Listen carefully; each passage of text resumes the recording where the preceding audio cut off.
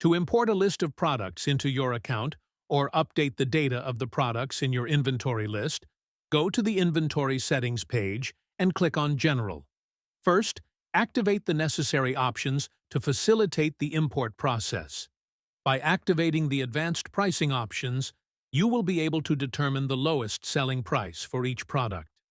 The option to track products by serial number, lot number, or expiration date will allow you to choose the tracking method for each product. Additionally, enabling the multi-unit system will help to determine the appropriate unit template for each product. Finally, enable the option for the bundle and composite unit system to import bundle products. Activate the necessary options, then click Save. After that, go to the Products and Services page from the inventory list and click Import at the top right of the page. You can click on Download Sample to download a pre-prepared CSV file as a template for entering the data of the products you want to add. To display the barcode numbers in their standard format, select the barcode column, change the data type to number, and remove the decimal points. We have previously prepared this file. The column titles in the file should be clear to ensure easy pairing in the system after importing the file. The product name will be entered first, followed by the description, the code number for each product, and the barcode number. Notably, barcode numbers are not entered for services. In the Type column, enter number 1 for a product, number 2 for a service, and number 3 for a bundle product. Then, enter the selling price, the purchase price, and the lowest selling price. When adding a new product list, the entries in the fields for first tax, second tax, category, brand, warehouse, and supplier must match the existing entries in your account exactly, without any modifications. This ensures the products are imported with accurate and consistent information.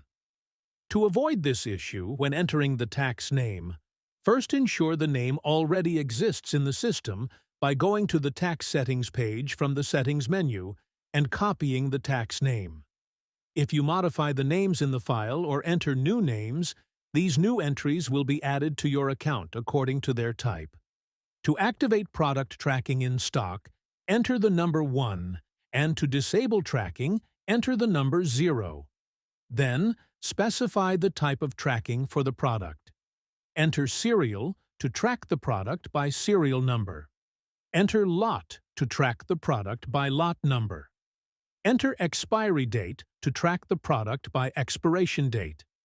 Enter lot and expiry date to track the product by both lot number and expiration date. Click on Choose File and select the file to upload to the system. Choose the comma-separated option and leave the Import the first row of the file option inactive. Then click on Next Step. Pair the column headings in the file with the corresponding headings in the system. Be sure to pair the mandatory fields marked with a star. Below, you will find the manually added fields. Choose their corresponding ones in the CSV file. In this case, you must allocate an independent column in the file for the manually added field.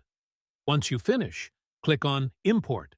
A statement will then appear showing the number of products whose data was successfully imported, updated, or rejected. Here, we notice an error in the 7th line, along with an explanation of the error. I will correct the incorrect data in the file, such as changing the type to product, and save the file, as a 1 is for a product and number 2 is for a service. After that, I will import the file again, but this time to update the data by activating the option Update Existing Product Data with the new data and selecting all the required fields. It is important to note that when updating one of the basic data fields for products, such as the name, product code, or barcode, another basic field should be chosen as a reference. For example, when updating product names, select the product code and barcode fields as references. However, when updating other fields, such as the type in this example, choose all the required fields. After clicking on Import, as we can see, the import process was completed successfully. One record was imported, which was modified a little while ago, and the data of 7 records was updated, which were added in the previous process. By returning to the Products and Services page to review what was imported, we can clearly see that the product status here is marked as active. We can clearly see that the product status here and here is active because the inventory tracking feature for these 2 products is disabled.